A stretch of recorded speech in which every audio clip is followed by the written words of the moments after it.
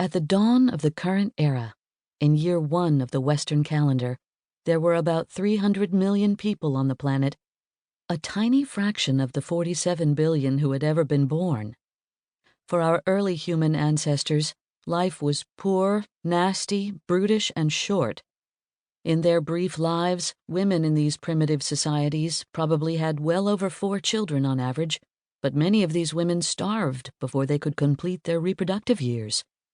Up to half of babies died in infancy, and life expectancy at birth was a measly 10 years. In this nascent stage of human history, our population growth was similar to that of other species, where nature, abysmal living conditions, and rampant disease checked population growth. But humans are unique among species, and as our societies evolved, we began to accumulate knowledge about how to conquer nature.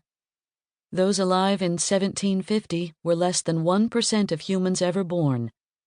The almost 8 billion of us alive today represent around 7% of the 108 billion who have ever taken a breath. Clearly, tremendous forces have been at work to reshape global population from cradle to grave.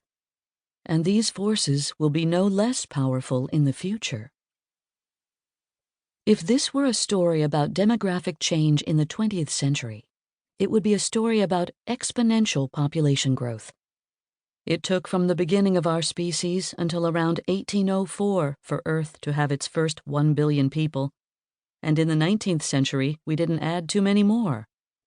But in the span of just 100 years during the 20th century, world population exploded from 1.6 billion to 6.1 billion people.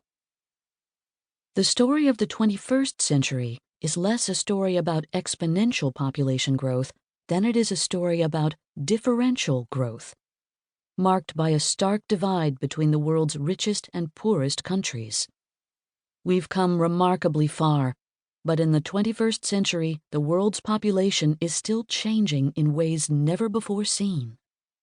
Today, there are more people on the planet than ever, the most aged societies in human history, and the widest